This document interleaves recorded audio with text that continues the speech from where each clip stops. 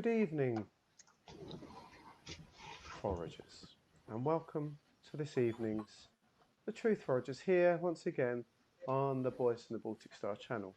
Before we go any further, we would like to thank our, I think we could almost call them friends, the Boys from the Baltic Star, for allowing us to use their channel when so many other channels have, for many reasons, decided to cancel their deals with us.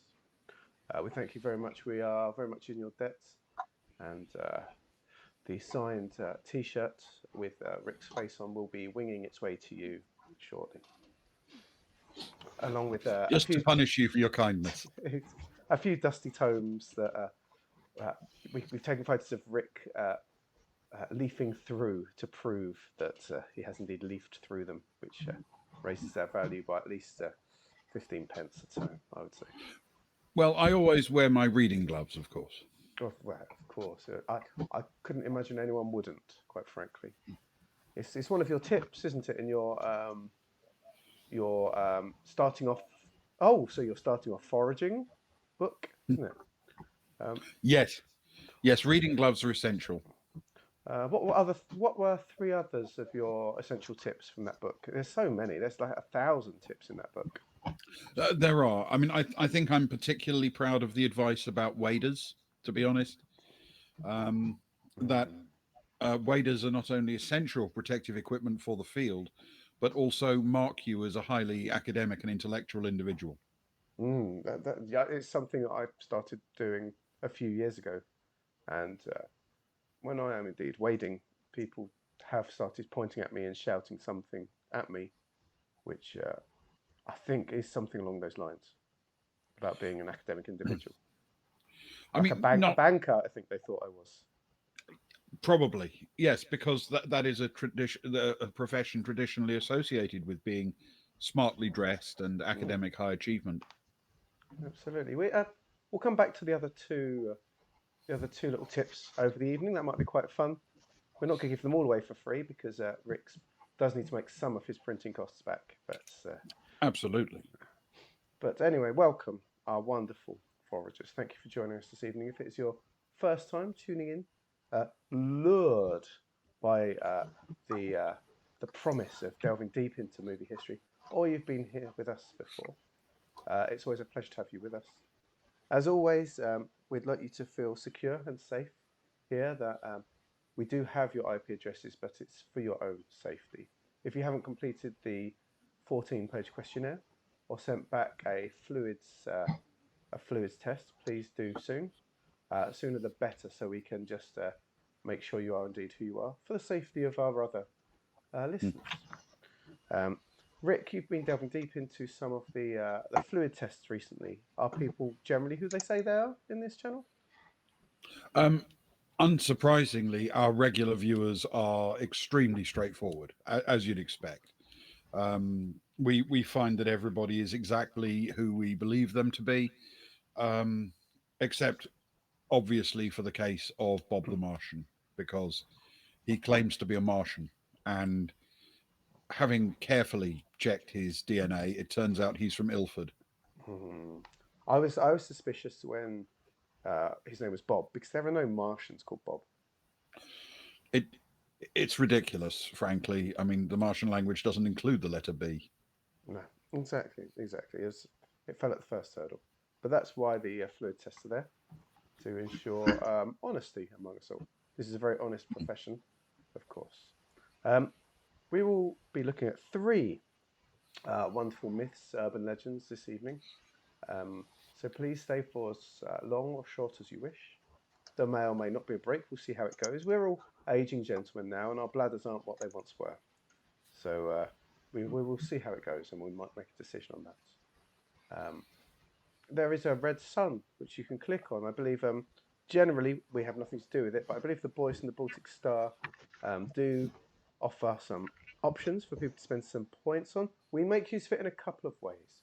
At the end of each myth, we give you the option. We each of us decide whether we remain skeptical or we believe, and we'll announce it and make a decision. That's something we do as tradition.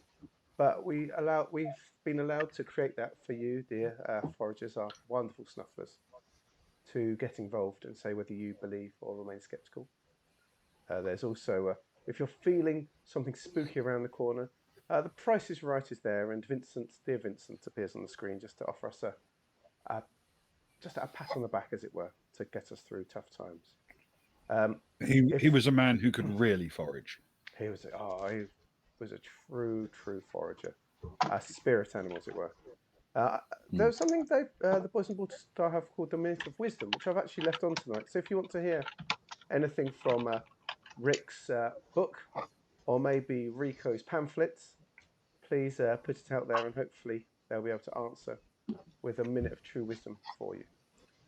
But that's all that for now. Good evening goes to Crickfail. Thank you, Snuffler. Thank you for joining us. I hope you find some truth in your searching this evening with us here.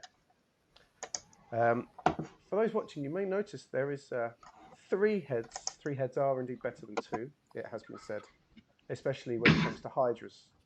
And we have become the 3-headed beast this evening with the addition of someone that regular foragers may remember. So without further ado, below me, Dickie Waghorn, thank you so much, reviewers, is a wonderful friend of mine who has indeed called in before as well. He covered for Rick once. He is a great mind with a great motorhome. He is the magnificent Henry Rico Zim. Good evening, Rico. How are you? Hi, Dickie. Hi, Dickie. I'm good, thanks. Thank you for having me, and you as well, Rick. Always a pleasure. Always a pleasure to have you. It's good to have another like-minded individual. Rico, this last week, have you started on the trail of anything particularly interesting that you could maybe? Of course, you wouldn't have discovered much, but maybe give us a little hint of what you're looking into at the minute. Well, I have to be careful with details and locations and other such, naturally. But I did come across a rather unusual discovery in my current bottle of snake wine that I did. As you know, it's one of my go-to drinks. There's certain drinks that they're less well known on the market that are much better for you when it comes to things like that. And I found something rather unusual in the bottle. So that has been of great interest to me this week. I hope that you finished up the bottle to ensure that you could find said thing. Oh, well, it needed to come out. So yes, of course, it wasn't anything deemed hazardous to my own well-being or health. So I did continue to drink. Splendid. That's it's very, very important. It's something that's vital to our trade is drinking, because as much foraging is paired with drinking and talking. Along with fishermen and cricketers, I think we can spin a bigger yarn as anyone else. And bankers, apparently. Yes, exactly. I think that's what they say anyway. Also joining me, as always, is my long-term friend, my confidant, my mentor, a man who, if not worship, I greatly admire. He enjoys getting his hands on dusty tomes and on VCRs of Darcy Bustle. He is a wonderful man. It's Rick Bishop. Good evening, Rick. How are you? I am very well, thank you, very well, and much looking forward to tonight's special edition of the Truth Foragers. We always try to mix things up a little bit for people, including some local myths and things like that. But tonight, yes, three classic legends to whet people's appetites. Very good. And speaking of wetting, we do have these wonderful Truth Foragers mugs available for those that truly believe in what we're doing. Every penny from the sale goes to tin foil, and either in classic tinfoil form or wrapped around tonic tea cakes. That foil is excellent, almost better than the stuff off the roll, Rick. I believe you yourself bought a number of packs of of tonics for the foil, or so you've told me. It is sometimes hard to get it in the quantities I require, because shops, well, at least local to where I am, shops tend to look at you a little bit oddly when you ask if it's enough to wrap a house. But this is just one of those, one of those things you have to deal with. I mean, I must have told you before the expression on the face of the salesman in a fishing shop I walked into when I went looking for a large hook, um, of a very specific design, and eventually, I think trying to be helpful, he asked what I was after catching with the hook, and when I said carrots, he gave me the strangest expression, um, which, frankly, you'd expect professionals to be better equipped for this, wouldn't you? What is the preferred hook for carrots, if you don't Uh, mind me asking? Large and shiny with a long shank, and most importantly, an almost perfectly semicircular curve. I'll write that down. Speaking of hooks and fishing and water and such like, Rick, you've led us beautifully on to our first myth, and maybe did it on purpose. You're an intelligent man who enjoys that sort of lead in. This is a myth, dear viewers, dear friends, that goes back to a very famous Steven Spielberg film, Jaws, and it's called The Amity Secret. And it's of course, Jaws is a film that is nearly 50 years old now, and has had much said about it, and has had many tales passed down. But I'll go to you first, Rick. This is a myth that has never really captured the attention in the same way, and yet maybe the biggest of all. There are a number of well-known stories, of course, associated with the production of the film. Um, People always laugh at the pun that they named the shark they used in the film production Bruce, after the lawyer who oversaw the finances. Um, I I should point out, however, that though obviously this is related to the film, this actually predates the film production, um, and goes back to the original novel. Um, as the story goes, um, Peter Benchley, who wrote the original novel for Jaws, um, was visiting the sort of the area in which he was going to set his novel, and I feel now probably that we can point out to anybody. I don't think it's a surprise anymore, and I think the local tourist board would probably forgive us this far after the event. But when he was first working on it, people quite enthusiastically begged him not to name the town in which he was setting it, because they were concerned that, as depicted in the book and the film, in fact, people would be driven away if it was known that that this was the site of a story, and a story of that nature with man-eating sharks. Where he was, in fact, was in southern Massachusetts, which, for those who do not know, is a state in New England, in the United States, and in particular, um, Amity Island, as it is described in the book, is traditionally supposed to be a, a representation of either Martha's Vineyard or Nantucket Island, islands off the southern coast of Massachusetts. But as we know, because we started looking into it, that's not actually true.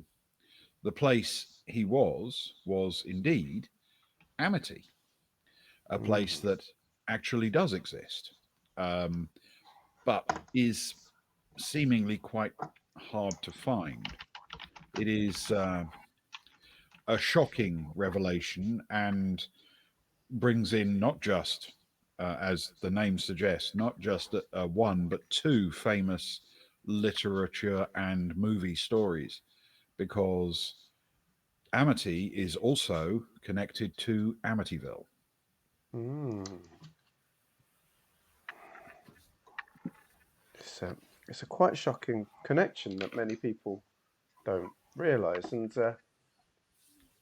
I know Rico, when this talk first came out that Amity does indeed exist, there was quite a among the community anyway, if not that big a global panic or anything. But people did start to look for the exact geographical location of such a place. Sorry, before the link to Amityville was found, people were looking everywhere for Amity, and there were many crazy tales of where it was. Rico. There were indeed. And it's funny you should mention it because for Amity Place, I think I can mention it now because it was many years ago. Was actually my student accommodation. Hmm. Many, as I say, many years ago. But there were corners of the internet, forums. I won't name them here because I don't want to be traced back to them, if I'm honest. That were scouring famous map sites on the internet. Um, several people of which claimed to have found Amity. However, this whether it be down to some bug or perhaps some overwatching organization keeping an eye out for such alerts and then quickly deleting it off the maps. I'm not to say which is true. Could not be backed up by any other people, even given the GPS coordinations and screenshots of said Google Maps. Nobody else was able to find it. I think for a while it was looked at that perhaps Amity and the truth around where it was very much like New Zealand and the existence of New Zealand itself. Rick, you looked into uh, the existence of New Zealand, whether it did truly exist, and there were definitely similarities for a while between New Zealand and Amity. And does it exist? Where exactly is it? Is it on the map after all? Absolutely. There are places in the world which are entirely fictional, Mm. and and as we know, the city of Bielefeld in northern Germany, the nation of New Zealand, these are fictional, but I think to an extent they have a real presence because people know what they're like and know where they come from. You know, they understand it culturally rather than geographically, and I think there is a sense you get that in a lot of the stories we look into, even ones where we go, you know, clearly there isn't a headless horseman, because a headless horse isn't a very likely thing, but the the reality is people believe in them for cultural historic reasons, not actual factual ones. Mm. The thing I have to say, sorry to jump in, I found particularly interesting, especially given the fact that we now know where, give or take, uh, it is, was the lack of any public records or financial findings that you came across, Sticky. It is it is a thing to worry about, isn't it? So what did you find, Dickie? It's when I started delving, when I thought there might be more to it than as you. It was at the same time, Rick, as you were looking back into New Zealand and such places to see if there were similarities. I instead was looking to prove, as you know, I'm often one that loves to believe. You know, I have a yearning to believe in such things. So I travelled much of the UK, and parts of America. You know how I like my American trips. And I went scouring through old libraries, through all the old newspapers on the machines there, scrolling through page after page after page. Um, Going on the internet, there's different ways you can find old bookmarked web pages from 10, 15 years ago that are sort of frozen at a moment in time. And I did find the thing that got me most of all was on one of those websites. It was an old frozen site of a famous global map website. I can't, of course, say their name, but oh, in 2013, um, if you scrolled, you could find this small island with some buildings and some jetties and some beaches. That was quite reminiscent to what we're talking about today. And but yet, if you look on there now, it's nothing. It's straight. It's a slightly lower resolution, slightly blocky there, Hmm. but it's an empty spot of ocean, and it's very strange. And Rick, that's the sort of thing you've seen before, more, but you've seen it more in print version than my internet version. Something just being removed. Yes, sometimes you find um, elements written in, deliberately concealed with invisible ink or things like that. Sometimes you get the bizarre experience that certain parts of a document have seemingly been washed out, where other parts are left largely intact. There is a general experience that you have of rediscovery sometimes, where things that were either known or believed to be real a long time ago have slipped into obscurity, and then astonishingly you can rediscover them, and it's as if you're the first discoverer the very first time. Right? It's just your eyes are suddenly opened. I think you feel like an explorer of the olden days, um, and yet there's something more sinister. The fact that it was covered up. Rico, I sent you my research at the time. I couldn't raise Rick for a few months because he got Or so Dick. caught up. Or Dick, I couldn't. Well, I was drinking quite heavily at the time. But I couldn't raise Rick for a few months because he was so caught up in his theories. So I sent you what I found, and you're very good on the computers, and you started reverse engineering these images, and you found something quite shocking. Well, I did, and I think it, I think it speaks to the level of. I don't want to taint our viewership with my own personal opinion, but in my opinion, it speaks to the level of cover up that we're talking about.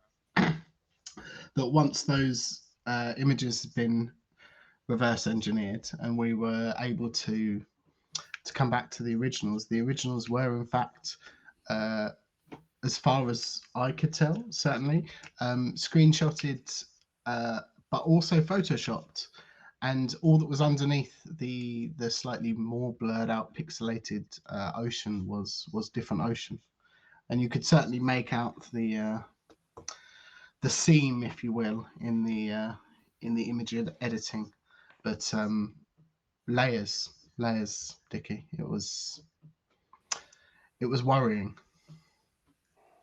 Yes, I when you said that to me, it just reminded me of other times when I've seen such uh, bad Photoshop. Rick would tell you, of course, that something being too good, too clean, tells you straight away it's fake.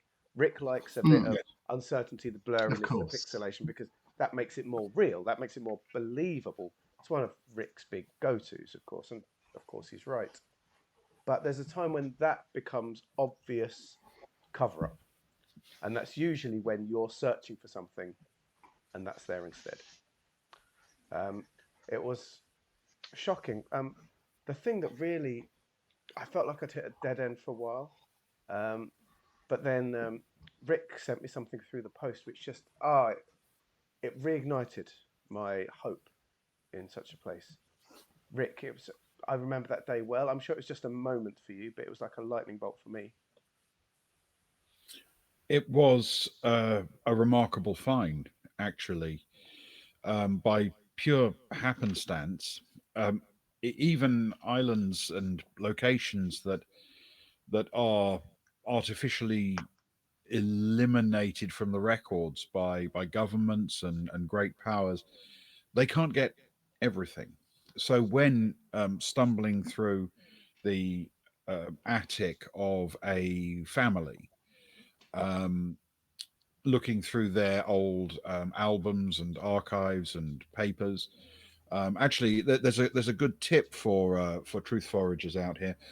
Quite often, family homes are a gold mine for such items, but the families can be resistant to letting you explore their past history, unless you explain to them that they have a fungal infection in the house which needs to be cleaned out, and then they give you all the space you need. It's remarkable, actually. I think there should be a sort of guidance for this to explain to people how you get all the time you need to go through their archives. Anyway, while I was up there in a dusty old box, I uncovered a set of postcards sent from the United States to this family in the UK from the island of Amity.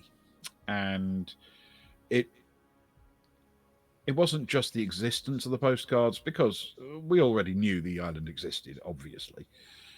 It was the content of them. It was what was written on them. And knowing your interest in all things American, I naturally um, forwarded them to you immediately, wrapped in the traditional 7 layers of hermetic sealed plastic and then 7 layers of carefully applied tinfoil wrapping. I do worry that you've been going a bit easy on the tinfoil wrapping recently, though. It is, I tell you, it is hard to get it in the industrial quantities I require. Tonics, you just can't get enough of them. Mm. It's Yes. So, I mean, as you will recall, there was some remarkable information included in these posts purely by accident, just, people who visited the island. But what did you make of it? I mean, was that as shocking for you as it was for me when you first saw it? I think it was. It was like unearthing tale from a whole other world. And it's like it's as if you went back to ancient times and you found letters from people um, writing from Atlantis or something like that. It felt special. It felt untouched. It felt eerie in a way. But to suddenly have such proof really emboldened me. And over the next few months, I am following the lead of that. I managed to find a few postcards Mm-hmm. from Amity, which I think for a long time people thought were movie props, prop Yes. postcards, sent out with the film. But if you look closely enough, the truth was there. That the scenes on the front, if you looked at the scenes with the shark, with the beaches, the buildings didn't quite add up. The clothing wasn't quite right for the Mm. film. There were little hints and tips, um, but there was definitely something there. Um, Rico, I started sending you these postcards, and I know you said to me that it was obvious in your mind that Amity was a real place based on this. Yeah, certainly. I won't. Obviously, Rick has alluded to the the content, and you've alluded to the scenes and the actual properties within the content of the postcards themselves. But what initially struck me when you sent them over was the some of the brown staining around the edges. Presumably, the local postman or somebody who worked in the sorting office and their particular brand of cigarettes. And of course, being an expert in variations of tobacco and the stains that they leave on card and paper and various other substances, I decided to look into this particular variety, which was shocking to me when I found out it was something entirely new and entirely non-recorded throughout many papers and many research articles that I'd read, and that for me sealed the fact that this was a real place. Not only that, but it was a real place that wasn't exporting its presumably homegrown tobacco blends with the rest of the world. Mhm. It really did look like this island in many ways was quite self-sufficient as we looked into it. They did grow their own crops. There was local brew. I know, Rick, when there's alcohol involved, you're a man who likes to research deeply. And I do believe in that. Yes, I think there are certain things that I have found very rewarding in getting into the culture of a place to understand how it feels and how it works. And yeah, local alcoholic beverages are essential. did you if you I sent over the ingredient list for the Amity brew that was mentioned in one of the letters. Did you you've been a man who's homebrewed in the past? Did Hmm. did it work? Did it make sense, or did it taste good, or is it all a cover up? Is it just I about was taste? able to produce what I believe is a fair facsimile of the underlying beer, which tragically turned out to be some form of lager, Ah. much to my disappointment. However, looking at the ingredients list, it became clear that uh, this was something which could perhaps only have been brewed in such a coherent place as Amity or perhaps Amityville, because it did say that the brew would then be um, reinforced with spirits, and this couldn't be a clearer clue, to be honest. Um, could not be a clearer clue that this could only happen in a place with Amity's reputation. Definitely. So, with all our evidence coming together about this over that time, with the photoshopping of the map, the postcards, the letters, the alcohol, the tobacco, so many things that suggested this was indeed a real place, Amity. Um, Rick, was Jaws set there?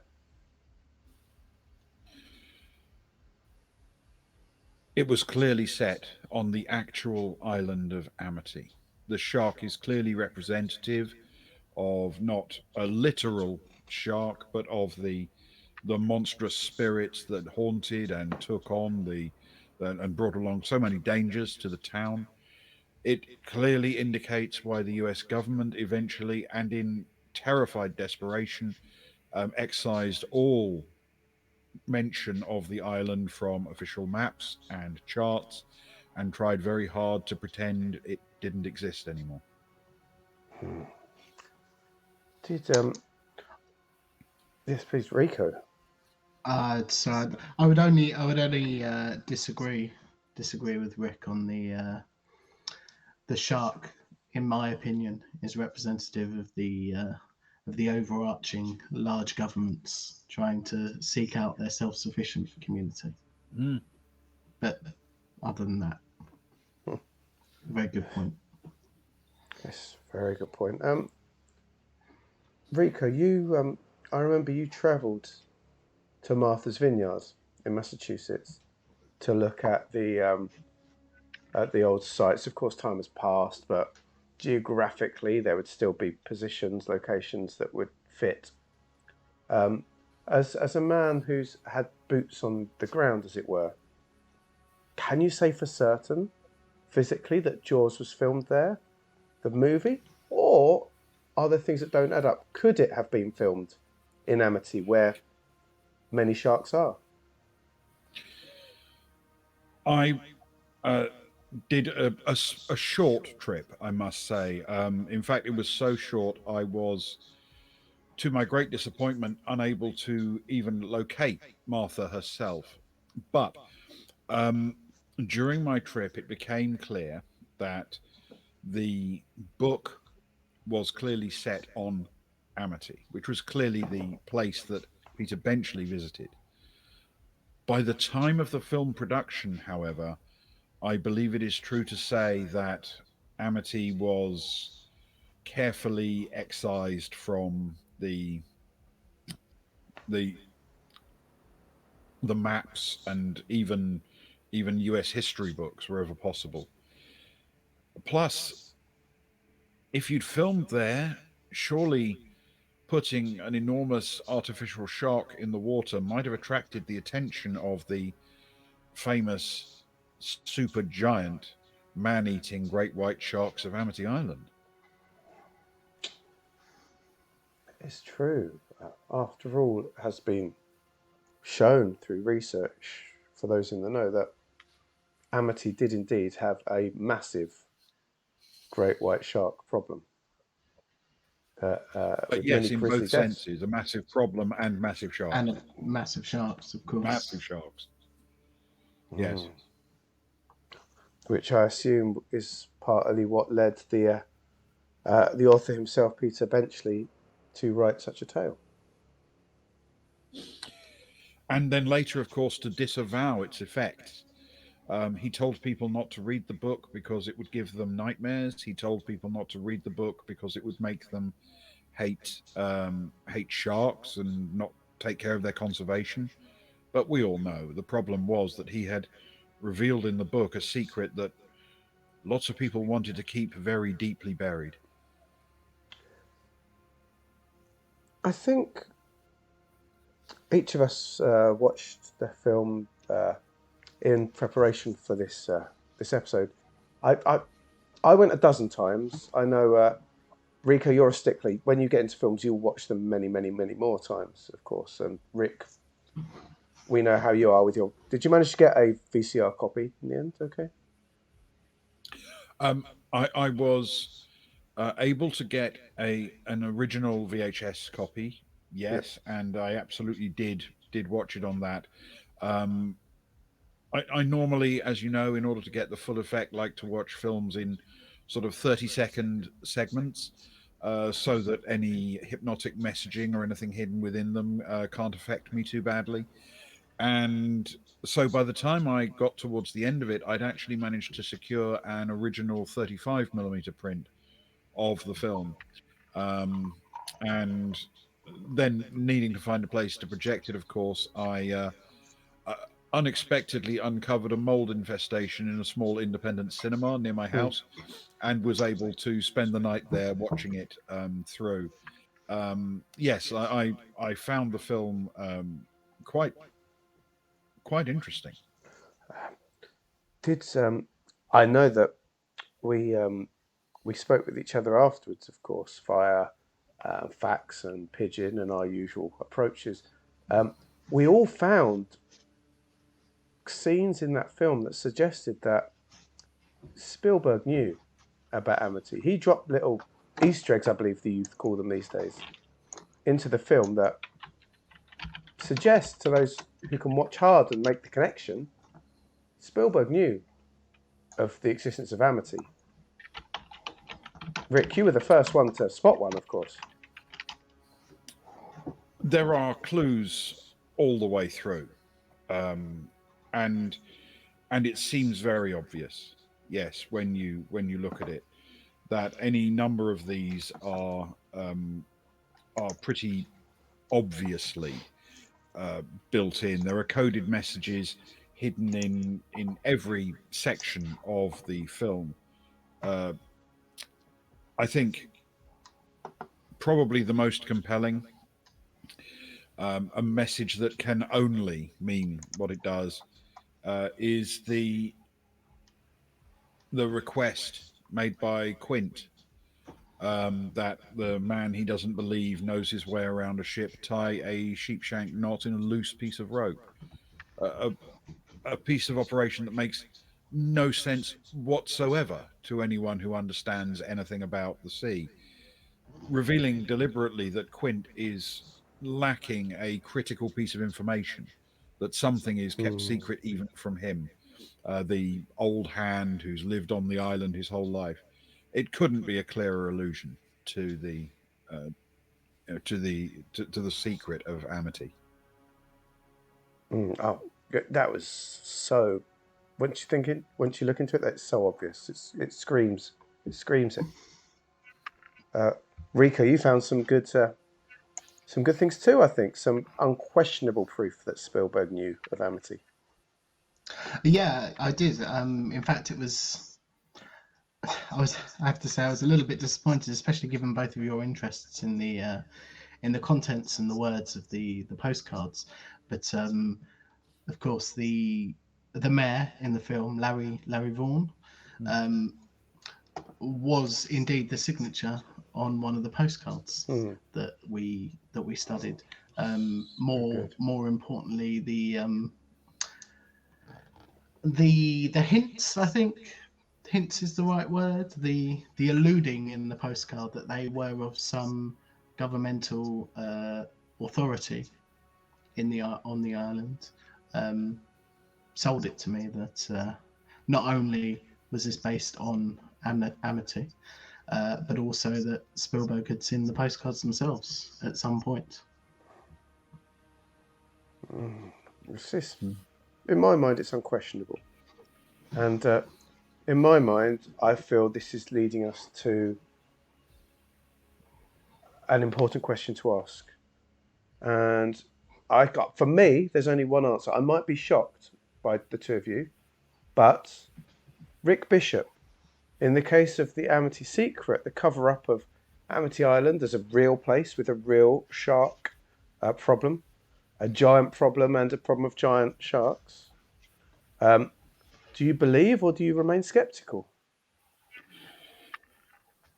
It's the perfect storm for me in every sense. The evidence is vague, inconsistent, subtle, and requires an enormous amount of interpretation. But at the same time, there is plenty of it to get your teeth into. I absolutely believe. Ah. And you, Rico Zim, how about you? Uh, first, Dickie. Sorry, I just wanted to thank Rick for that useful information about the fungal infections and the finding time when you come up against resistance. Do you remember, Dickie? Do you remember that family in the New Forest and the dog? Ah, ah. But They of didn't course, I believe that mean, dogs could get such fungal infections. no. But of course, I believe the conspiracy lies. There's too much work gone into covering up such a convoluted conspiracy that it must be in order to hide something of great importance and to try and do it as well as physically possible. Um, I believe. Oh, and for me, it makes it. I believe they call it a slam dunk.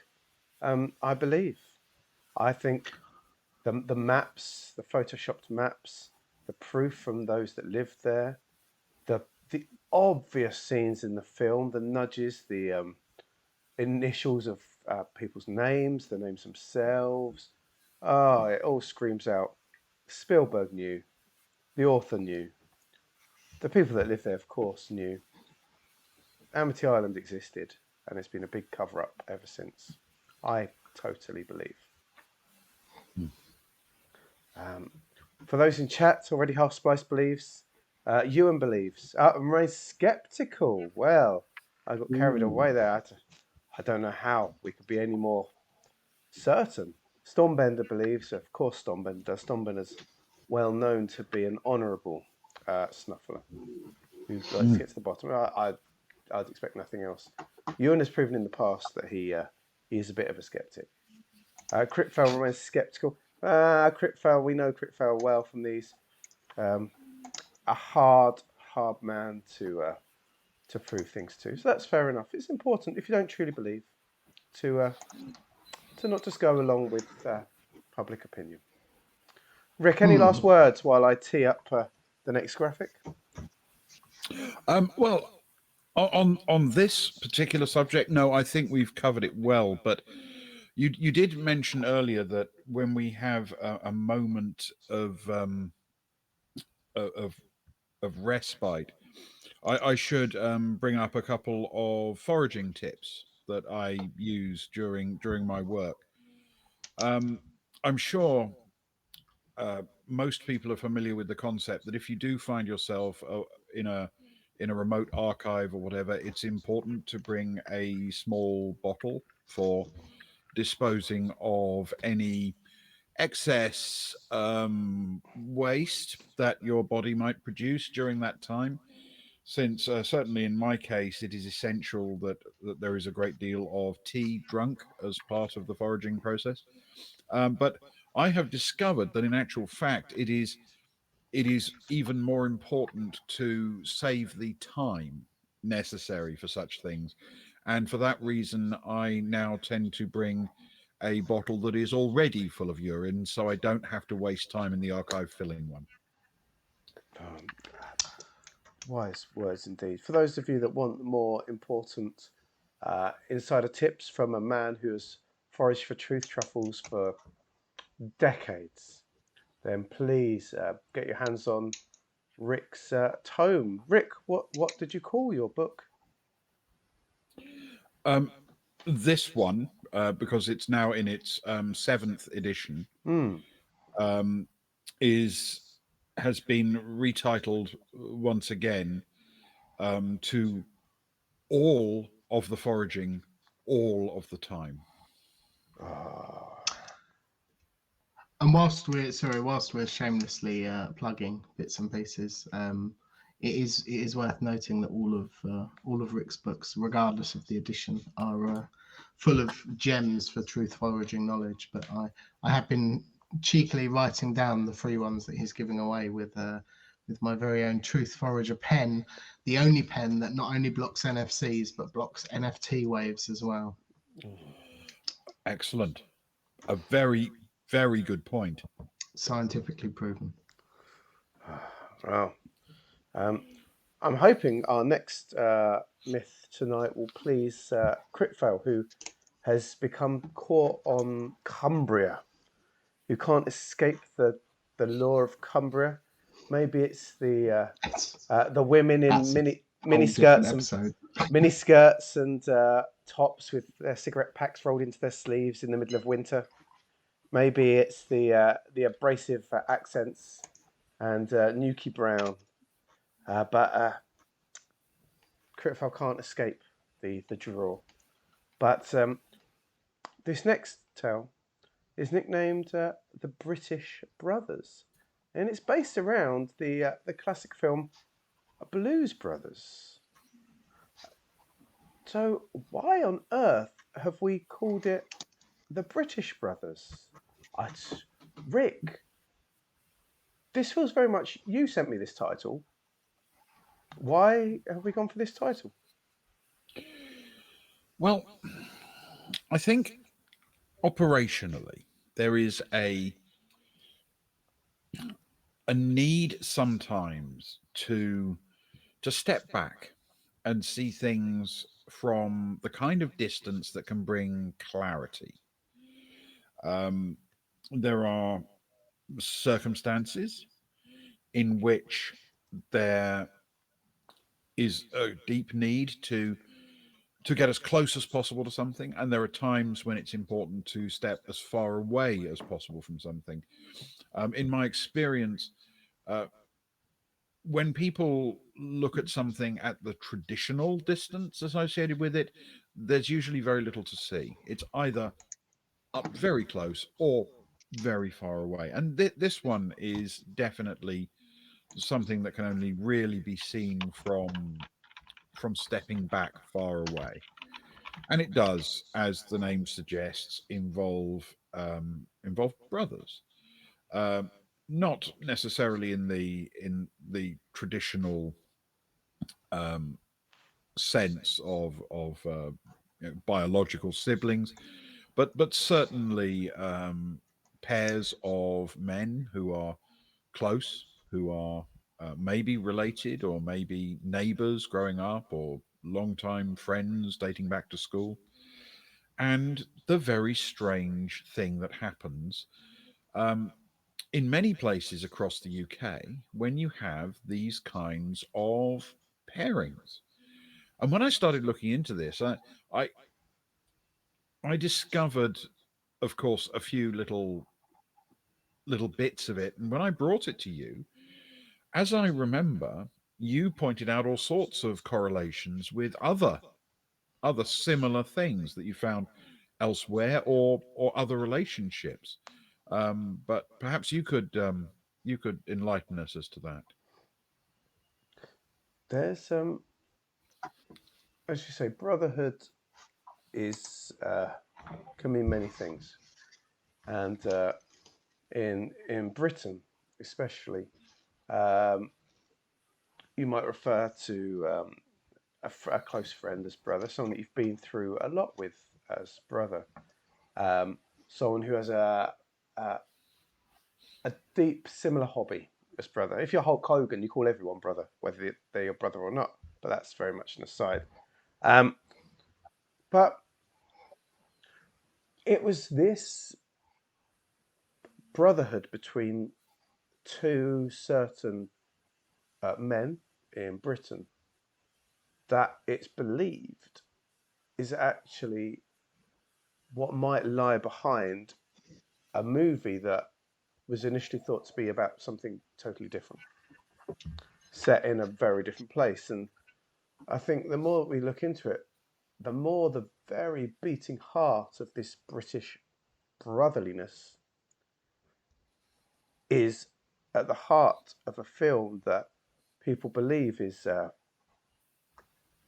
quintessential American R&B, soul, blues movie. Rico, you're a big movie buff. We make no pretense against that. Um, can you? What is the thing that? What is the history of the Blues Brothers that links that together? Why is it not what people? It's not what people thought it once was. Well, of course, with any film or any art, you have to look beyond the obvious and not at the meaning that slaps you around the face quite often, and look to the deeper meaning and the deeper messages embedded in the film. This one, particularly when we're talking about British Brotherhoods, I won't go too far because I don't know how open we're being at this particular moment in time. But certainly the very first scene, I believe, in the Blues Brothers, where one of them is picked up from jail in a police car, is perhaps the most obvious, that links it to the British scene, if you will, if not somewhat slightly out of time. There's also deep underlining, not necessarily musical ability links, but certainly the choice of songs, and many people. There are in fact many forums out there that dedicate themselves to linking the names of the songs with events that have happened in in this British Brotherhood's lives. Is it true, Rico, that that in fact in the first write-up of the Blues Brothers, that "Sweet Caroline" was going to be one of the main songs within it, Rico, as that linked to Britishness? Well, it was. It is very true. I'm not sure personally how deep it lies to the British connection, as I will be now referring to it as. I am under the firm belief that that the inclusion of Sweet Caroline was partly, in fact, to the fact that Dan Aykroyd, believe it or not, proposed to Carrie Fisher on set of the Blues Brothers, and I think Caroline was a homage to Carrie. As the story goes, he had to perform the Heimlich maneuver whilst at the buffet table during lunch break, and that was that. He successfully saved her life and proposed to her. Wow. As Rick, as someone who has yourself proposed to Carrie Fisher a number of times, most Yes, through many letter. times. Yeah. Can you I'm sorry to bring it up, Rick. does this ring a bell? I don't recall her describing it in any of her. I say letters to me, though they were obviously sent through her lawyers. But I don't remember her actually mentioning the detail of that. Not certainly not in so many words, but it is absolutely true. Of course, there are a number of things about the film that do stand out, and for me, the single most important thing is the inclusion of Carrie Fisher. She certainly stands out in the movie, Rick. Yes, not just her, miraculous performance, but also the sheer glint of sociopath in her eyes, which I know is one of the things that I always find attractive in a woman. How many divorces is it now, Rick? As of yesterday? Well, actually, I didn't get divorced yesterday, which is so. Honestly, I think, if I'm right, that comes up to a total of 12. But it's important to note that 2 of those were from the same person. Okay, yeah, of course. So it depends how you're counting it, really. It does, yes. I don't know if multiple divorces from the same individual are counted as 2 or 1. But yes, I mean, obviously, for some of us, divorce is in fact the very best part of marriage. So I've heard. So I've heard. I myself, having never married, of course, both my wife and my mistress is the truth, and I couldn't cheat on either of them with anything else. Rico, any more musical links within the UK? I heard that Living Next Door to Alice was taken out of the final cut. Also, another Dan Aykroyd choice. Yes, indeed. Well, that one is very much more obvious, especially if you understand the British Brotherhood to which we are alluding. I think there's no denying that would have been a fine inclusion in the film. One that often I think gets overlooked, and certainly I'd missed on my first attempt, was the inclusion in the theme from Rawhide in the original film, which was actually left in, that you brought to my attention, Dickie. And the link with Britain in that it's very compelling. It's Rawhide is very much a quintessential American thing. Comes from the Mm. westerns, of course, from childhood. I remember well as a child tuning in, watching Little House on the Prairie, old westerns of the time. It was just a wonderful time and quintessential. But in Britain, we didn't so much have the western. And I heard that the Rawhide song was brought in at the last minute. Ultimately, it must be said because John Landis felt that the original song, "God Save the Queen," just wasn't right in that place. That it didn't fit uh, with the whips, with the yeehaws, the vibe he wanted to give. Something you're disappointed with, Rick. You're a big fan of the Sex Pistols and how they revolutionised everything at the time, and I'm sure you'd have loved that song to be in the final cut. Oh, of course. I mean, the the best of music, the best of melody. I mean, it would matter to me. I mean, you understand. I appreciate music only in an entirely technical sense. I when music plays, I sort of experience it as a loud buzzing noise. So so I find therefore that I appreciate music as I believe everybody should by reading the notes from the page rather than hearing them. Um, Rick,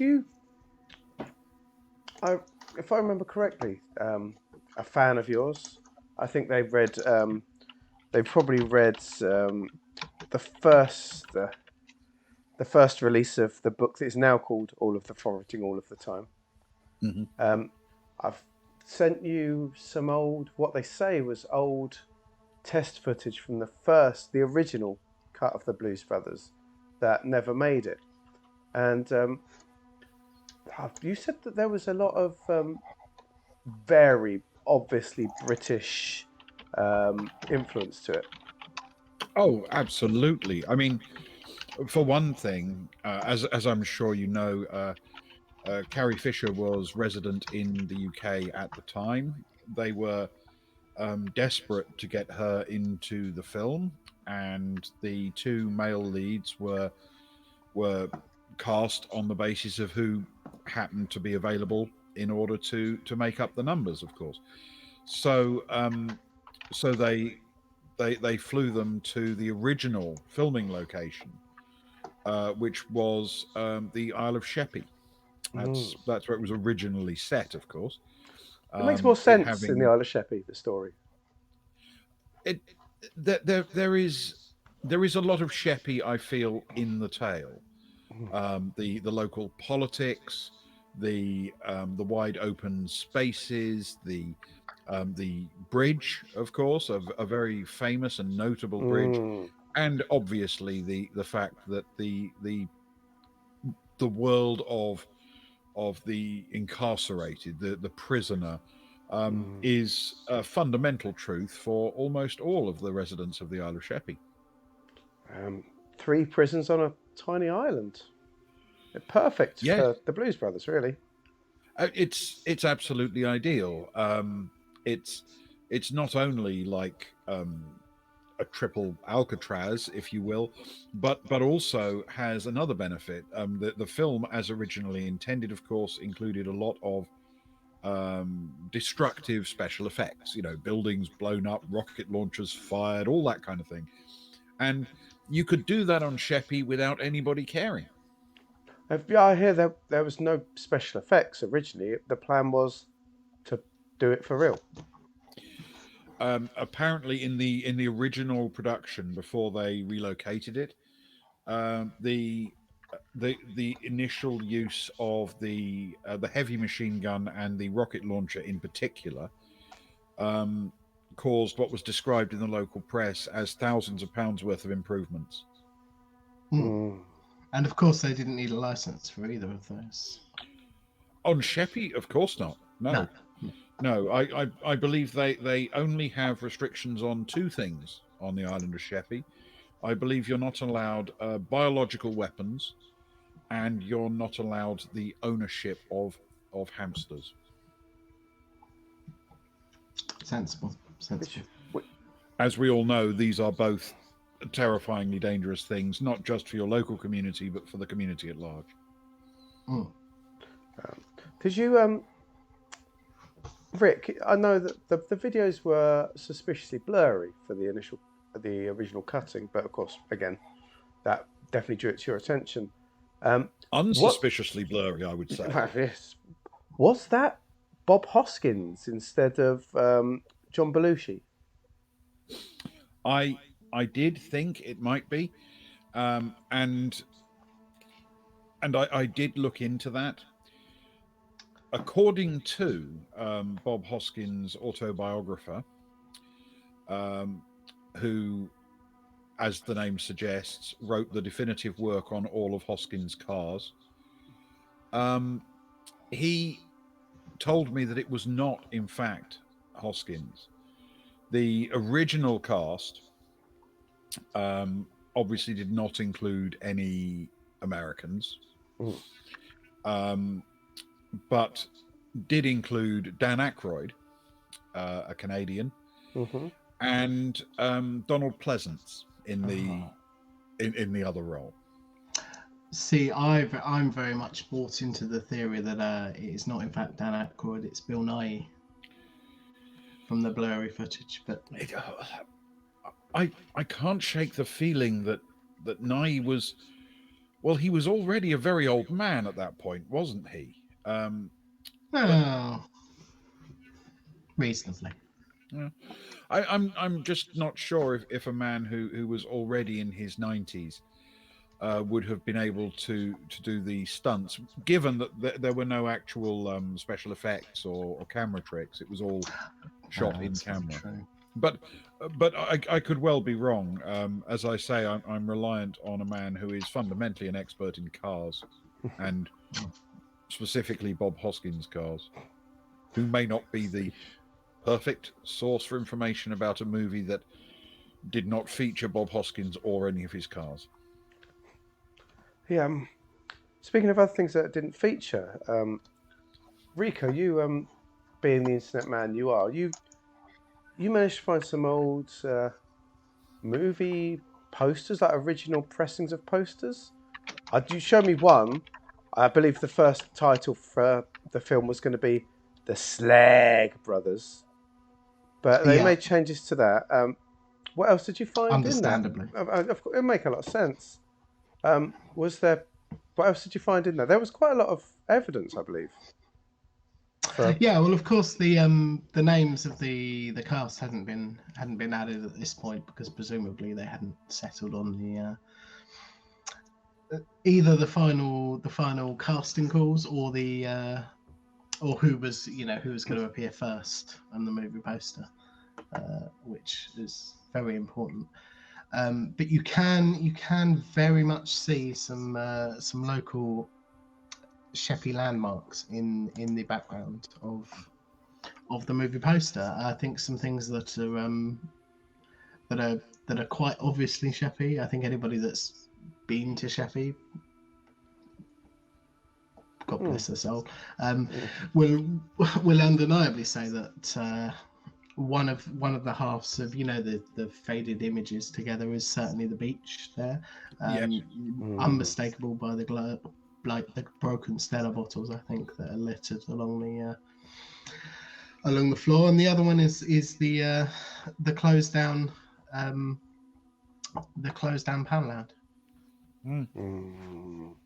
Yes. I think it's fair to say that the original scene with the bar was supposed to be set at Hearty Ferry, wasn't it? And there is a correlation also with plenty of other locations, but I hear they had a problem with the chicken wire though at Hearty Ferry. That was what I had heard on the grapevine. Sorry. It's entirely possible because in the original film, of course, the scene was essentially identical, but the chicken wire was not present, leading to a handful of minor injuries. Hmm. There were as you say, there are,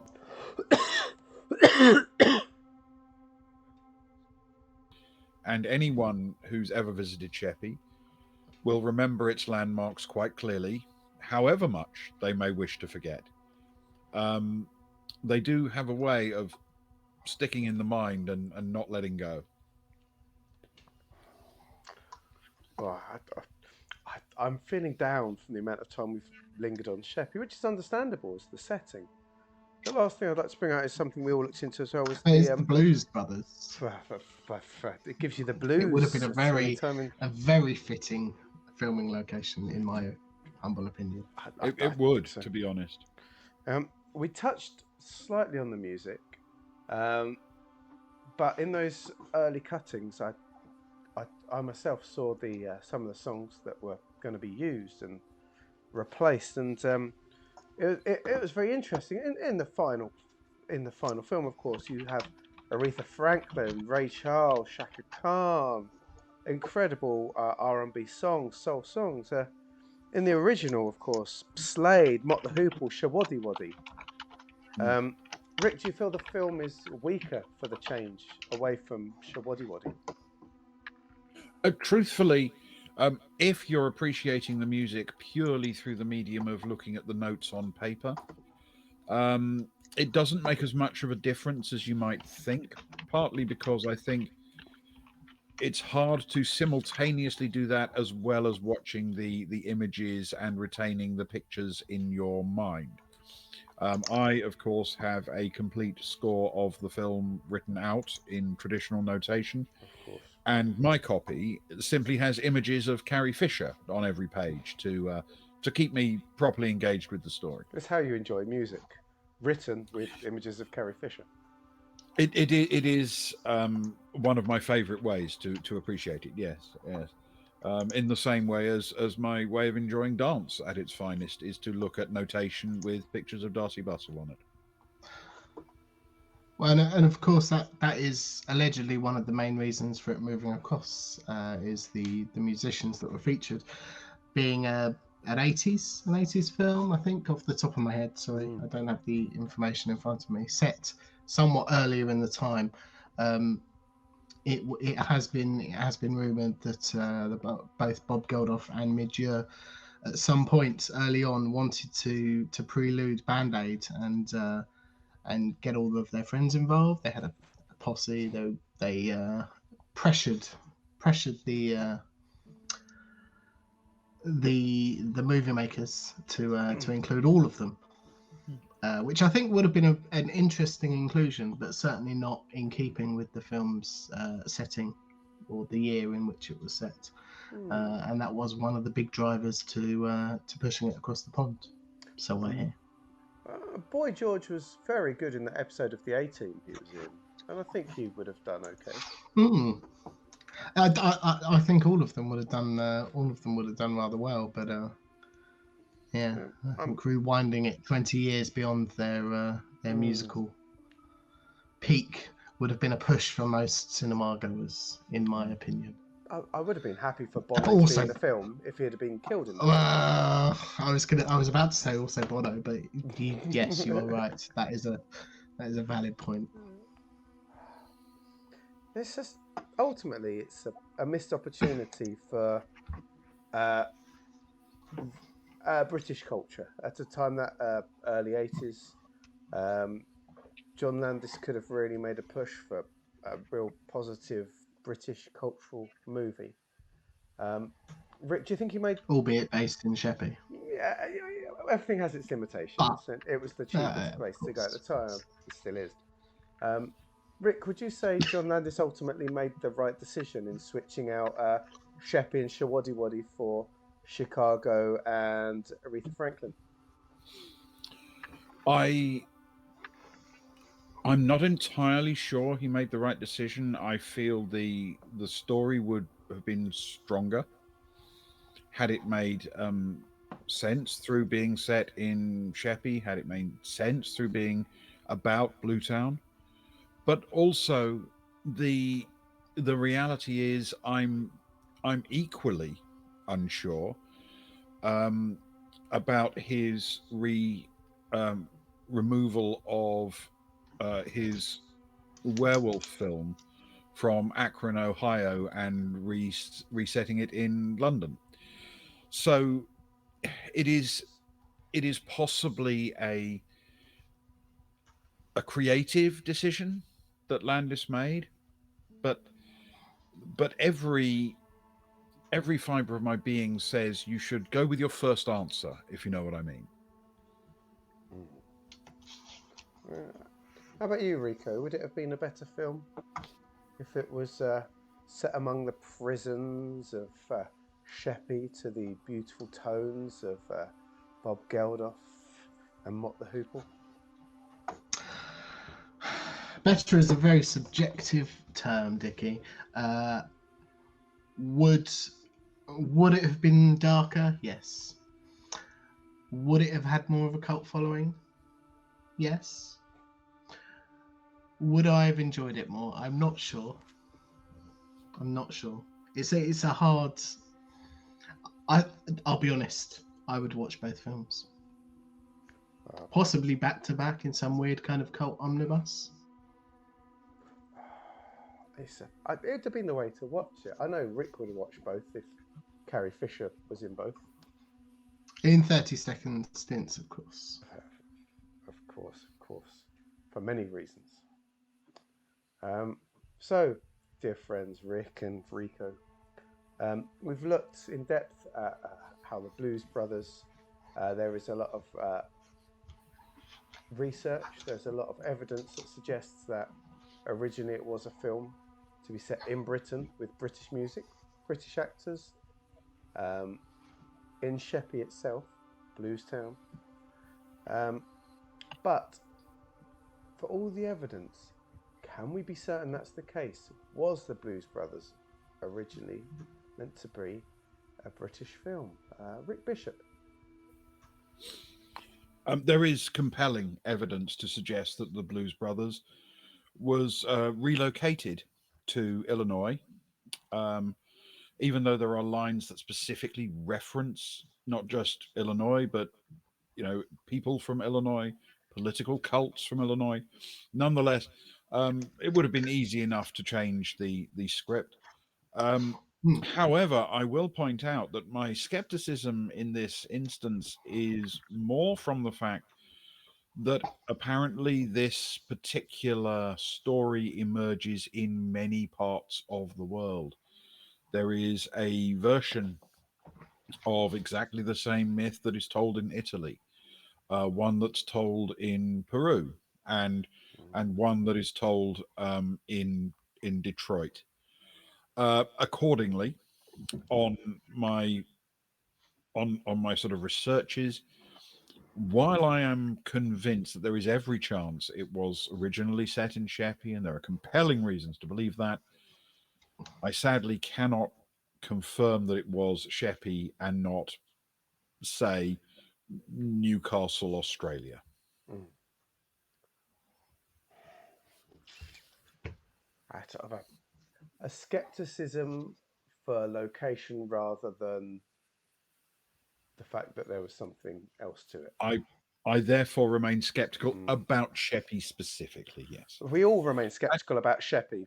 Let's face exactly, and I don't feel bad about that at all. it. No, I think you're an honourable man with honourable opinions. Quite frankly, I think it is an honourable position to take to remain skeptical about Sheppey. one should at any time.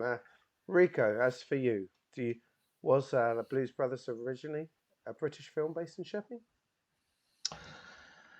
This has been quite difficult for me personally, Dickie. As you know, I'm a staunch believer in the truth and the foraging thereof. But I struggle. I struggle with the.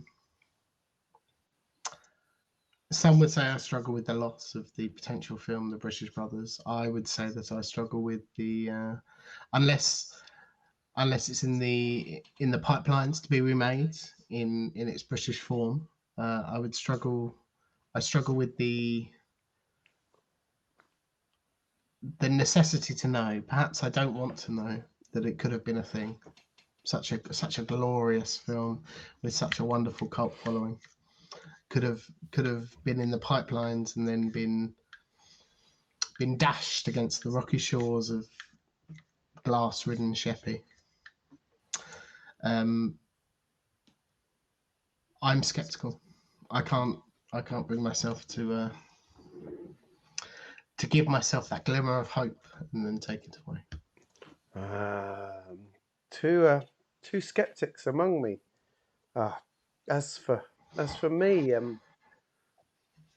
I guess I was wobbling both ways even to last night, and I put on the Blues Brothers one more time, but turned the sound right down, and I pictured them driving through Queensborough, driving up the coast, uh, through the Sheppey mainland, over the bridge, a chase, um, with Slade playing heavily in the background, Bob Hoskins perhaps, Carrie Fisher screaming and firing a machine gun over a dead horse in a field next to a prison.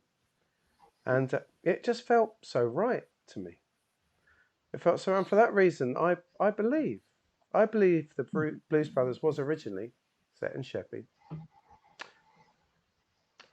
Call me a dreamer. That's fine. That's fine. Rick, you often say, Dickie, you're so easily led, and I am a romantic. But in this case, I do believe, as does Legitimine, who believes many times, and Ewan, despite already half spliced from many skeptical, but that's fair enough. He's a man that leads with his head rather than his heart. But Indeed. a beautiful tale nonetheless. While I set up our final myth for this evening, Rick, why don't you lead us in another of your special tips, if you would be so kind? Happily, yes. So this is one that is relatively obvious, I think, for many people, but is easy to underestimate its value. When working in archives, I find it's essential to always bring two light sources with me that are portable and easily usable. One, therefore, in the form of a headlamp mounted on the tinfoil hat, which can shine directly down onto what you are reading, and another in the form of a small pocket torch of some kind, a simple flashlight, and you can hold that behind the paper, illuminating it from both sides at the same time. Doing this is an extremely good way to identify various unexpected things. You would not believe how many amazing mystical symbols appear on a simple printed or handwritten book by simply holding up a page and shining the light through from the other side, revealing the author's clear intent to put half of the language on one side of the paper and the other half on the other. It can be an eye-opening experience. Speaking of which, Rick, how was your latest trip to the opticians with your complaints of extra floaters in your eyes from bright light? Uh, thank you for asking. Actually, it was not as successful as I'd hoped, um, because I walked in and pointed out that I was having difficulty with my vision, um, and the person behind the counter told me that he didn't have any difficulty believing that because this was a butcher's. Mm. Um, An easy mistake. but some careful additional directions did lead me to an actual optician. Um, I I've always believed that you should never go to the same optician twice, and Mm. as a consequence, I have to travel further and further afield each time for opticians appointments. Um, opticians have this disturbing habit of writing down numbers next to your name, and I always feel that's a dangerous trend that should never be encouraged. So, so not only do I go to each optician for the first time every time, but I also, of course, mislead them about where exactly on the scale my vision is sharpest and how I can see the most clear to make sure that those numbers they write down do not actually pigeonhole me accurately.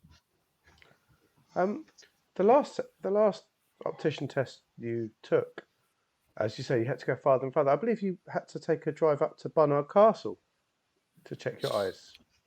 That's correct. For those who don't know, Barnard Castle is in the north of England, and is a place that is especially renowned. It's locally famous as a place to test your eyesight, Mm. to go and in the clear northern air, unsullied by industry and factories, to be able to see in the truest possible light exactly how good your eyesight is. Um, yes, people have been flocking there for for many years now for this exact purpose. I hope it was helpful for you. I trust it was. Hope everything is good in the ocular sense. As it turned out, they were able to not only assure me that my eyesight was exactly as good as I expected it to be, but also I was able to find a chip butty while there. Splendid. Oh, what a dream. Well, that leads us beautifully into the last 20 or so minutes of this evening and the last myth from movie history. And we're going back to the 90s. I remember as a young buck going to watch this at the local cinema, in fact. A fine film, but with a dark, dark history. We are, of course, talking about the Jurassic cover up of Jurassic Park. We've definitely left the darkest till last. Mm. Rico, you're a man who loves the naked male form, so I feel we need to start with you. Are you a fan of Jurassic Park? I am very much indeed a fan of Jurassic Park, having long. I struggle to find the right word. Long travelled my way up and down the Jurassic coastline, once again in Britain, which I feel is very pertinent to this story, as we will later discover. But I think it's a wonderful movie. It's got some very nice imagery, some classic jump scares, and is a very quotable film, I think. It is. I assume the first time you ever watched it, you watched it in the usual open-eyed, innocent way, just looking for entertainment, a bit of exciting computer-generated fun. Um, the, uh, the slight fear and excitement of actors escaping from harm. I'm sure you saw it just as entertainment to start with, Rico. Yes, indeed, I did. In fact, I too saw this at the cinema, and it was very open-eyed. I don't know whether I want to bring up how old I was, or may not have been at the time, but I certainly had a friend who was about 8, and was thoroughly enjoyed the escapism of Jurassic Park, and in fact jumped and fell out of their seat when in that classic scene where the T-Rex bursts through the ceiling at the end. Yes.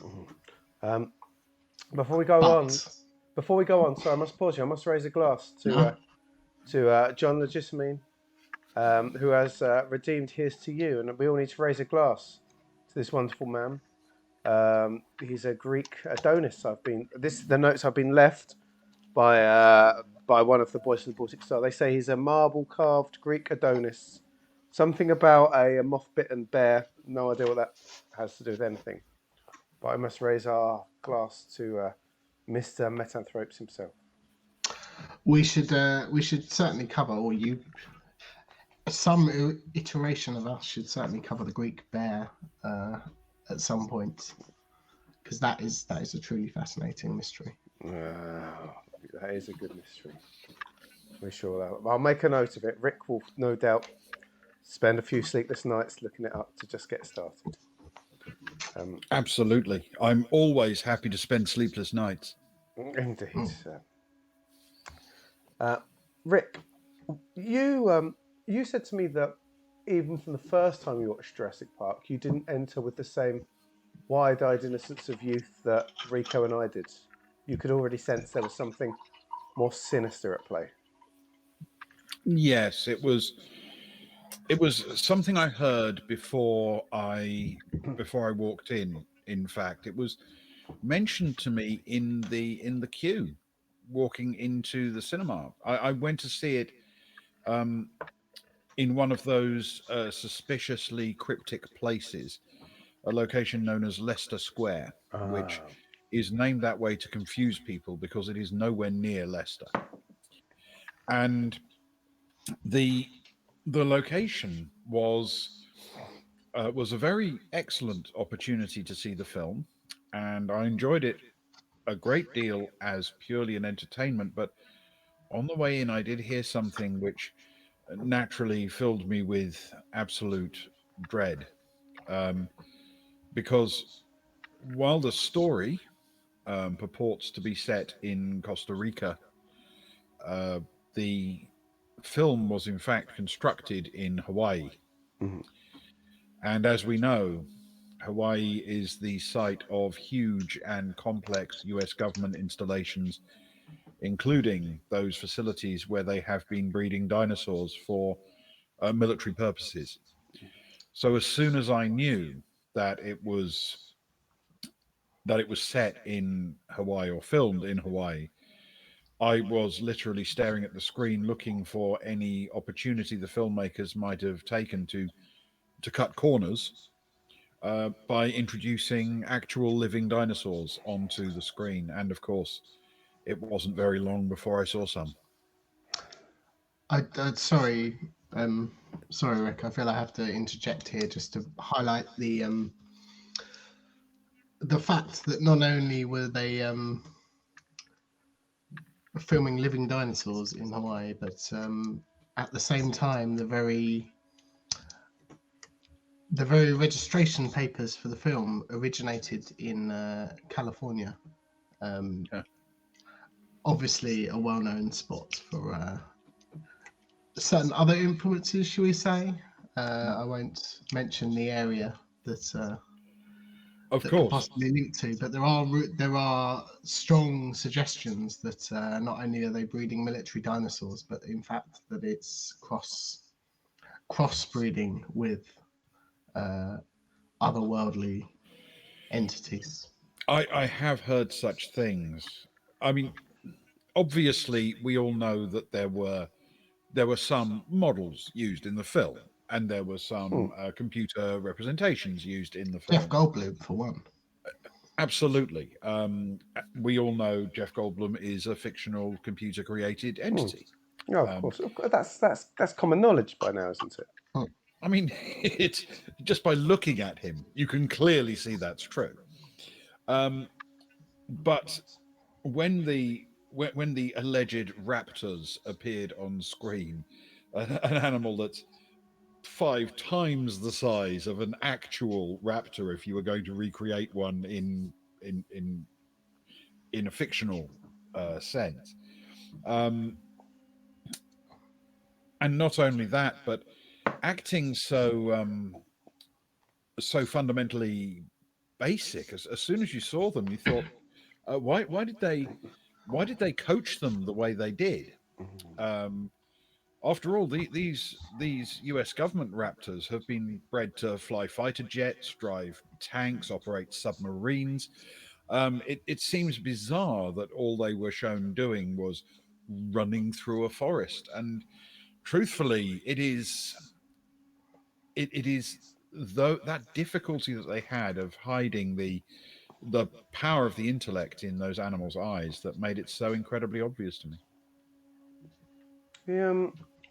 The the danger of having such living creatures, of course, on set rather than animatronics and CGI. We know that the Tyrannosaurus was a mix of animatronic model and CGI. That's why everyone knows the T-Rex was man-made. That's fine.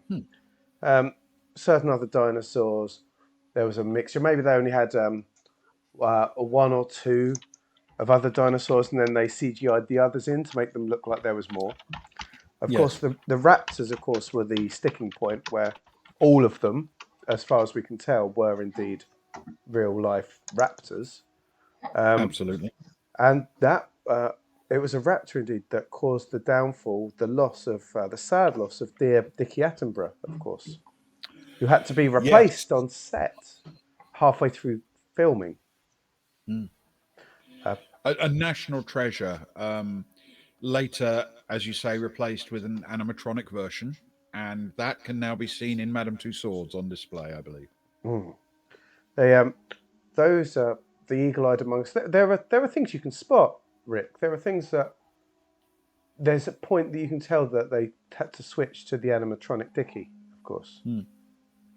That Yes, yes. There's a period early on in the film where he spends almost all of his time walking around and standing up and talking in front of a screen, and then much of the remainder of the film he spends either leaning on tables or sitting down, and that's obviously because the animatronic wasn't really capable of moving smoothly on its unaided. Um, and it's not just that, of course. I mean, introducing real dinosaurs onto the set did pose some insurance problems. mm, No matter how well trained, no matter how um, well habituated to working hand in glove with the military, it's hard to explain to an insurance company that you're going to expose people to carnivorous dinosaurs at the craft service table. Just queuing up next to each other, picking up a snack, without them raising up the insurance rates, which clearly explains why they chose one of the lead roles to be Australians, an Australian actor, because they are, less expensive and much easier to insure. one of my contacts told me that indeed Sam Neill lost a leg during the filming, which is why they keep him in trousers for the whole film. Yes, yes, it's unusual for him to wear clothing all the way through a movie, Mm. and yes, that's definitely true. There are all sorts of issues that came out of it. You may know that the filming was actually disrupted by a horrendous storm, not that uncommon in Pacific Islands. Um, and locals reported at the time and subsequently absolutely surprising sights that people were being dug out of collapsed buildings, and roads were being cleared by actual dinosaurs, which obviously they put down at the time to extras in suits and things, but we know better. The not of course the carnivorous dinosaurs. They were certainly not the ones doing the digging. Well, I mean, once you encounter a carnivorous dinosaur, but you've taught it to enjoy tofu, is it really still carnivorous at that point? That is a very good point. That is a very good point. I do hear that the military trained dinosaurs, especially the ones on submarines, were strongly coerced into enjoying tofu in the early days because Yes, it's a very yes. compact and very cheap substance of a meal to pack into a submarine. The the sort of small units that were associated with U.S. Army exercises that travel with the U.S. Army found that not only could they live quite happily on the food meals served in U.S. Army canteens, but also being constructed as weapons of war, they could consist on wild food that they gathered in the community, raw fish, vegetables, grain, bread. and a variety of things that humans simply are not really equipped to digest, like wood. Mm. In fact, pretty much the only thing that they, like US servicemen of all kinds, could not keep down were their meals ready to eat ration packs. Ugh. And to me, community is a really interesting choice of words. Choice of words there, Rick, and certainly leads into some of the evidence that Dickie presented me with. Wouldn't you say, Dickie? Uh, I think so. Community was key to it all. As actors and actresses started to be affected by the situation, and the word cover up was first used.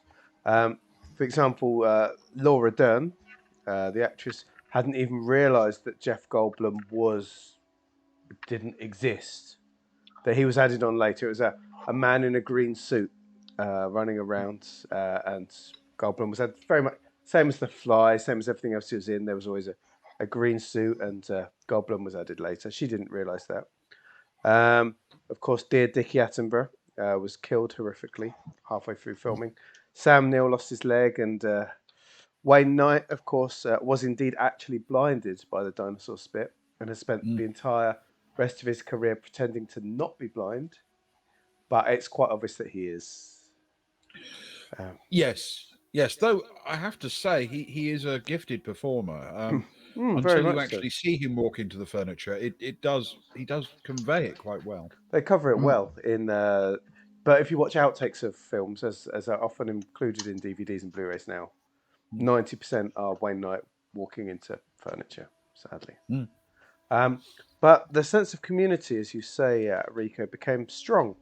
It became an us versus them situation, and I've seen there is a document I've seen that the actors signed to say that they were as one, as a community, that they would never speak a word of it.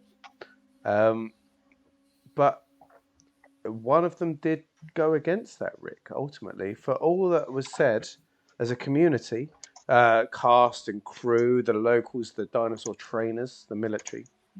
One of the actors did speak out against it ultimately, and this is where that first the glimpse into the truth came out.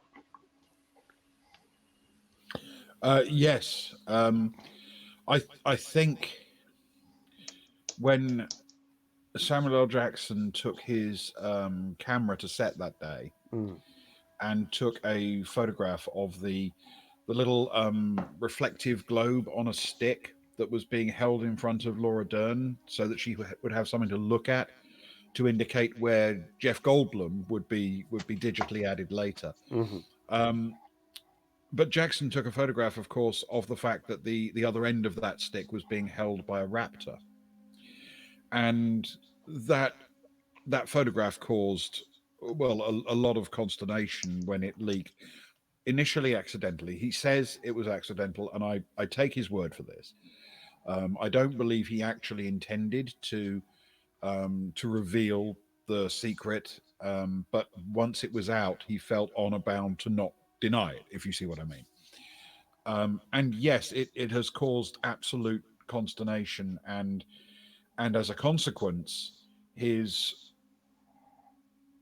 he's been shunned, I think, by a large part of the Hollywood establishment, and has been forced to give up all serious movie roles, really, and has spent most of the rest of his career playing roles in rehashed comic book movies, because there's little else that he can do to get work. Which, I mean, I think it's an unacceptable punishment for such an understandable mistake.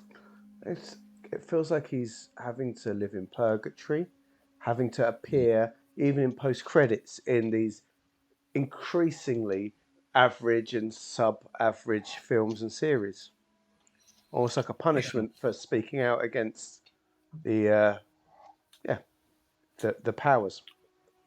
It is, and as the fellow cast members have gone on to great things, to tremendously important films of enormous critical acclaim.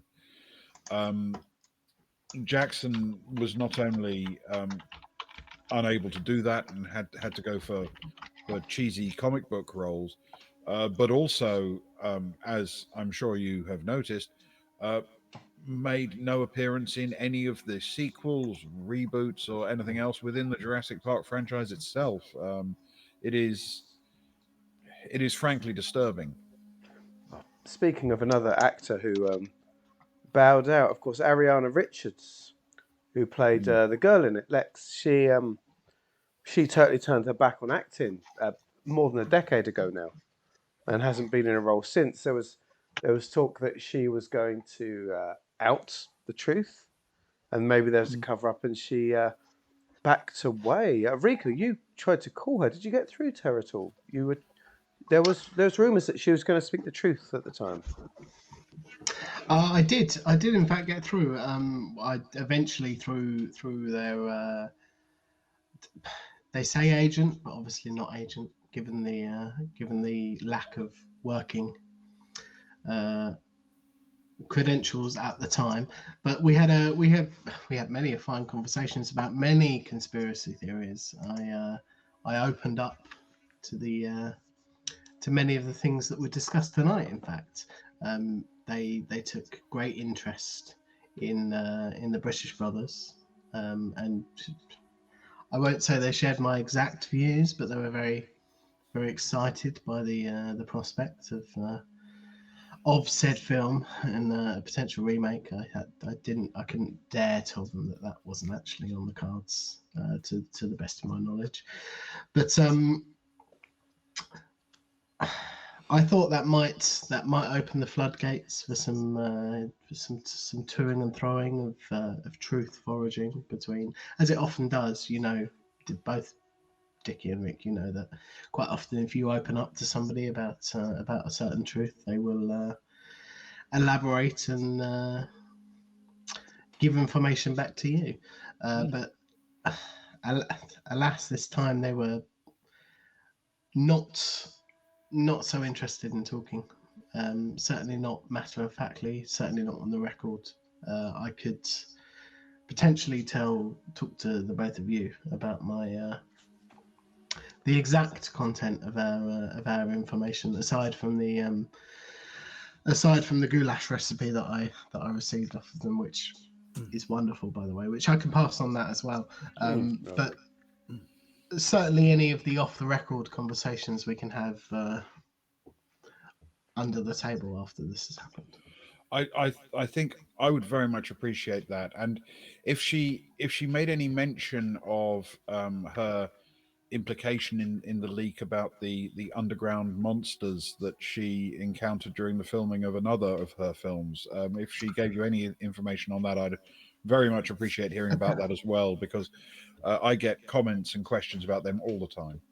Unfortunately, there were no leaks in the recipe. Okay, which, to be fair, when it comes to goulash, probably makes it better. It's probably for the best. Yes, I agree. So, my dear friends, the three of us have looked deeply into the Jurassic Park cover-up, that there were indeed real dinosaurs. The military involved, that Jeff Goldblum doesn't actually exist, that dear Dickie was killed in filming, that Sam Neill lost a leg, that dear Wayne was blinded, that Ariana came this close to whistleblowing, that Samuel L. Jackson's entire career was destroyed in the last decade at least into playing the same character and over and over again. So on that, dear Rick, was there a big cover-up in Jurassic Park? Was there more to it than meets the eye? For me, it is as clear as it could possibly be.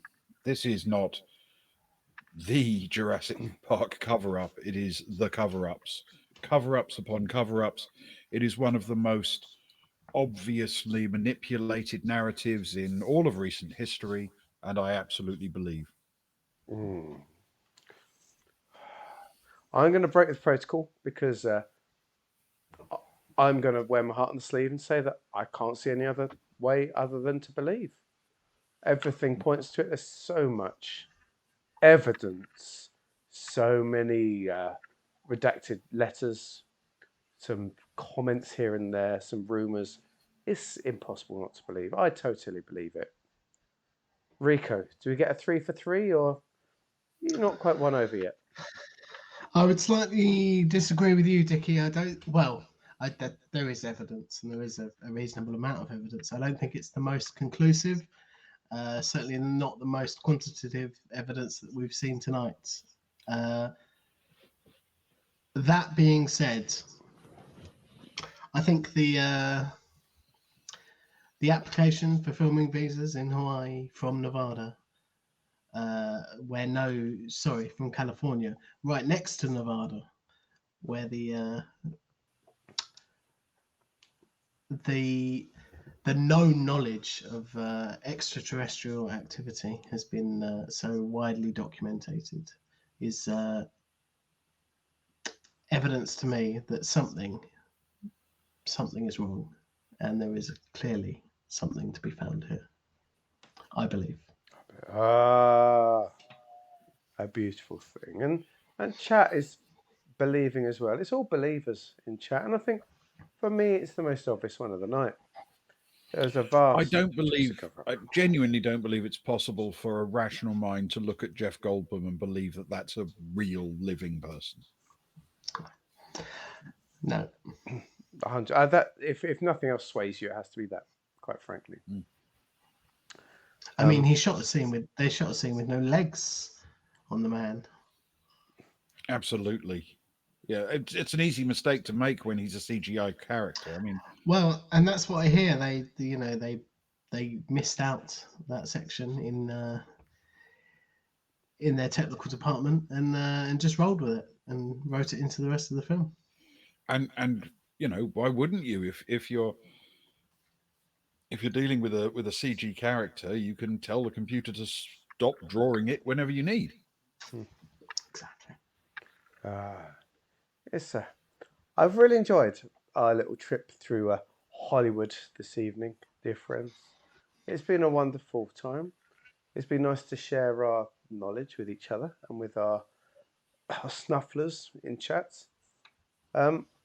Before we go, Rick, one more of your golden rules to being an excellent truth forager, if you would.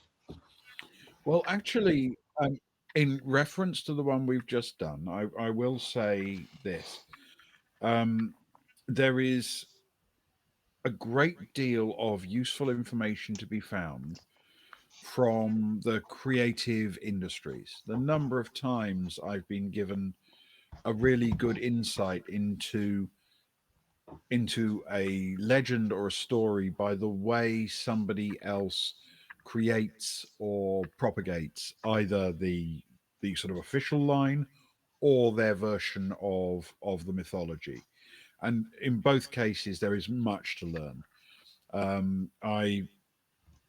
I think truthfully we've had examples here where Steven Spielberg in particular has on more than one occasion deliberately chosen to reveal in a subtle and deniable way secrets that he feels really could be important to people. And I frankly thank him for it.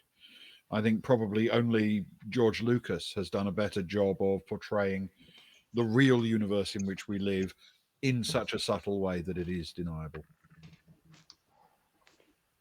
Wise words to finish on, Rick. Wise words indeed. Rico, thank you so much for joining us tonight. You've only enriched this evening by being here. Thank you so much. Thank you very much. What will you be spending the rest of the week doing? Well, I've got to change my VPN several times, sweep for bugs, and of course it's going to be my monthly deionization of the tinfoil in my house. You know how after a certain amount of time it builds up, and yeah, you just need to keep it fresh. Well, if you need any, Rick may have a few tonics wrappers available for you if you need to plug the gaps. It's very kind. Thank you, Dickie. Thank you, Rick. That's right. And it'll have that because Rick is a special treat for you, my dear friend. I have 24 boxes, crates of tonics heading your way, which should be with your Mondays. A special thank you for these wonderful episodes we've been able to make together. What a wonderful treat. Thank you so much, Rick. You're a wonderful man. Thank you, Rico. And thank you, dear, Thank you, our wonderful snufflers, our truth foragers in chat. We appreciate you. We'll be back at some point when we're allowed for another night of snuffling for truth truffles. Rico, Rick, good night. Good night. And remember to watch for concrete snakes. There's a plague of them out there at the moment. I can't add anything to that. No. Good night, all. Wise words.